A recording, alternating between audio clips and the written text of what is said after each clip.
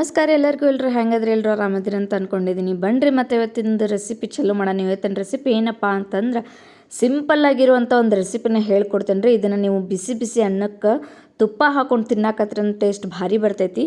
ಏನೇನಪ್ಪ recipe ಅಂತಂದ್ರೆ ನಾನಿಲ್ಲಿ 2-3 ಟೊಮ್ಯಾಟೊನ ಈ ರೀತಿ ಹೆಚ್ಚಿಟ್ಕೊಂಡಿದ್ದೀನಿ ರೀ. ಅದಾದಮೇಲೆ ಉಳ್ಳಾಗಡ್ಡಿನ ಉದ್ದಾಗಿ ಹೆಚ್ಚಿಟ್ಕೊಂಡಿದ್ದೀನಿ. ಅದಾದಮೇಲೆ 2 ಗಡ್ಡೆ ಬೆಳ್ಳುಳ್ಳಿನ ತೊಗೊಂಡೇನಿ. ಒಂದು 5-6 ಬ್ಯಾಡಗಿ ಮೆಣಸಿನ್ಕಾಯಿ ತೊಗೊಂಡೇನಿ ರೀ. ಮತ್ತು ಸ್ವಲ್ಪ ಕೊತ್ತಂಬರಿ ತೊಗೊಂಡೇನಿ ರೀ. ಇವೆಲ್ಲ ತೊಗೊಂಡಾದ್ಮೇಲೆ ನಾನು ಒಂದು ಕಡಾಯಿ ಇಟ್ಬಿಟ್ಟು ಸ್ವಲ್ಪ ಎಣ್ಣೆ ಹಾಕಿಬಿಟ್ಟು ಕಾಯಕ್ಕೆ ಇಟ್ಟಿದ್ದೆ ರೀ. ಕಾದ ನಂತರ ನಾನು ಬೆಳ್ಳುಳ್ಳಿನ ಹಾಕ್ಕೊಂಡು ಅವು ಸ್ವಲ್ಪ ಫ್ರೈ ಆಗೋವರೆಗೂ ಈ ರೀತಿ ಹುರ್ಕೊಳಕತ್ತೇನೆ ರೀ. ಈ ರೀತಿ ಚೆಂದಾಗಿ ನೀವು ಹುರ್ಕೊಂಡಾದ್ಮೇಲೆ ನೋಡ್ತಿರ್ಬೋದು ಸ್ವಲ್ಪ ಕೆಂಪಗಾಗ್ತಾವಲ್ಲ ರೀ, ಆವಾಗ ತಗೊಂಬಿಡ್ಬೇಕು ರೀ. ಈ ರೀತಿ ಕೆಂಪಗಾದ್ಮೇಲೆ ಇವನ್ನ ಎತ್ತಿಟ್ಕೊಳ್ಳೋಣ ರೀ. ಸೊ ಈ ರೀತಿ ಎಲ್ಲ ಒಂದೊಂದಾಗಿ ಎತ್ತಿಟ್ಕೊಳ್ಳೋಣ ರೀ. ಅವನ್ನ ಎತ್ತಿಟ್ಕೊಂಡ್ಬಿಟ್ಟು ಅದೇ ಕಡಾಯಿಗೆ ಮತ್ತೆ ನಾವು ಇವಾಗ ಉಳ್ಳಾಗಡ್ಡಿ ಉದ್ದಾಗಿ ಹೆಚ್ಕೊಂಡಿದ್ನಲ್ಲ ರೀ, ಅದನ್ನು ಹಾಕ್ಕೊಳಕತ್ತೇನೆ ರೀ. ಅದನ್ನು ಹಾಕ್ಕೊಂಬಿಟ್ಟು ಅದನ್ನು ಚೆಂದಾಗೆ ಫ್ರೈ ಮಾಡ್ಕೊರಿ. ಅವು ಸಹ ಸ್ವಲ್ಪ ಕೆಂಪಗಾಗ್ಬೇಕು ರೀ, ಅಲ್ಲಿವರೆಗೂ ಫ್ರೈ ಮಾಡ್ಕೊಬೇಕು ರೀ. ಸೊ ನೋಡ್ತಿರ್ಬೋದು ನೀವು ಇವಾಗ ಕೆಂಪಗಾಗ್ಯಾವಲ್ಲ ರೀ. ಸೊ ಆ ರೀತಿ ಕೆಂಪಗಾಗೋ ಥರ ಚೆಂದಾಗ ಹುರ್ಕೋಬೇಕು ರೀ.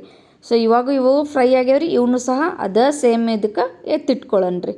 ಸೊ ಇದೆಲ್ಲ ಎತ್ತಿಟ್ಕೊಂಡಾದ್ಮೇಲೆ ಮತ್ತೆ ಅದೇ ಕಡಾಯಿಗೆ ನಾವು ಬ್ಯಾಡಗಿ ಮೆಣಸಿನ್ಕಾಯಿ ತೊಗೊಂಡಿದ್ವಲ್ಲ ರೀ, ಅವನ್ನ ಹಾಕ್ಕೊಂಬಿಟ್ಟು ಫ್ರೈ ಮಾಡ್ಕೊಳ್ಳೋಣ ರೀ. ಸ್ವಲ್ಪ ಬ್ಯಾಡಗಿ ಮೆಣಸಿನ್ಕಾಯಿ ನೋಡಿ ಖಾರ ಇರ್ತಾವ್ರಿ. ಸೊ ನೋಡಿಬಿಟ್ಟು ತೊಗೊಳ್ರಿ. ನಾರ್ಮಲ್ ಮೆಣಸಿನ್ಕಾಯಿ ಆದರೆ ಸ್ವಲ್ಪ ನೀವು ಜಾಸ್ತಿ ತೊಗೊಂಡ್ರು ನಡಿತೈತೆ ರೀ. ಇವು ಬ್ಯಾಡಗಿ ಮೆಣಸಿನ್ಕಾಯಿ ಅಲ್ರಿ ಸ್ವಲ್ಪ ಖಾರ ಇರ್ತಾವೆ, ಹಾಗಾಗಿ ನಾನು ಜಾಸ್ತಿ ತೊಗೊಂಡಿಲ್ಲ, ಒಂದು 5 ತೊಗೊಂಡಿದ್ದೀನಿ ರೀ. ಈ ರೀತಿ ನಾನು ಅದನ್ನು ಸಹ ಫ್ರೈ ಮಾಡ್ಕೊಂಡೇನಿ ರೀ. ಅದಾದಮೇಲೆ ಅದೇ ಕಡಾಯಿಗೆ ಮತ್ತೆ ನಾನು ಹೆಚ್ಕೊಂಡಿರುವಂಥ ಟೊಮ್ಯಾಟೊನ ಹಾಕ್ಕೊಂಡು ಫ್ರೈ ಮಾಡ್ಕೊತೇನೆ ರೀ.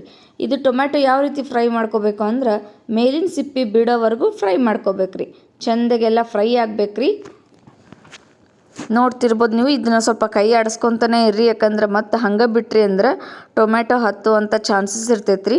ಹಾಗಾಗಿ ಇವಾಗ ಇದು ಫ್ರೈ ಆಗೈತೆ ರೀ. ಇದನ್ನೆಲ್ಲ ತಕ್ಕೊಂಡು ಒಂದು ಕಡೆ ಇಟ್ಕೊಳ್ಳೋಣ ರೀ.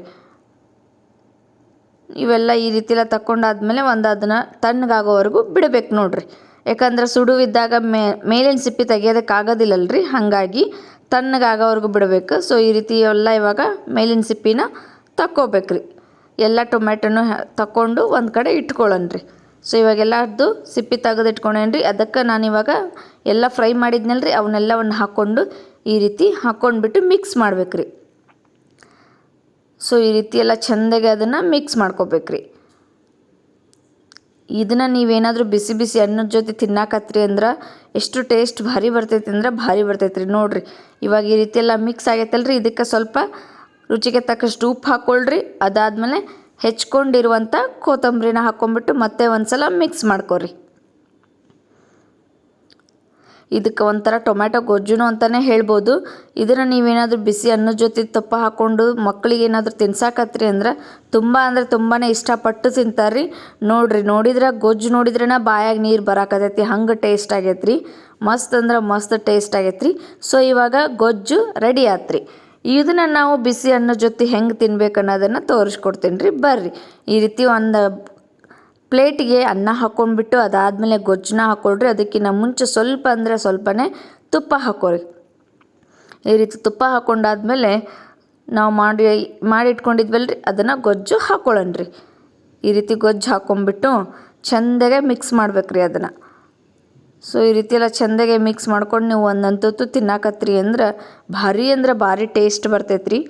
ಸೊ ಒಂದು ಸಲ ಮನ್ಯಾಗ ಟ್ರೈ ಮಾಡಿರಿ. ಸಾಂಬಾರು ತಿಂದು ಬೋರ್ ಆಗಿತ್ತು ಅಂತಂದರೆ ಈ ರೀತಿ ಗೊಜ್ಜನ್ನ ಟ್ರೈ ಮಾಡಿ ನೋಡಿರಿ. ತುಂಬಾ ರುಚಿಯಾಗಿರ್ತೈತಿ. ಸೊ ಸಾರು ಏನಾದ್ರು ತಿಂದು ಬೇಜಾರಾಗಿತ್ತಂದರೆ ಒಂದು ಸಲ ಟ್ರೈ ಮಾಡ್ಕೊಂಡು ನೋಡಿರಿ. ಮತ್ತೆ ಹೊಸ ರೆಸಿಪಿಯೊಂದಿಗೆ ಬರ್ತೀನಿ ರೀ. ಎಲ್ಲರಿಗೂ ಚಾನಲ್ನ ನೋಡ್ತಾ ಇರಿ ಅಂತ ಹೇಳ್ತಾ ಎಲ್ರಿಗೂ ನಮಸ್ಕಾರ ರೀ.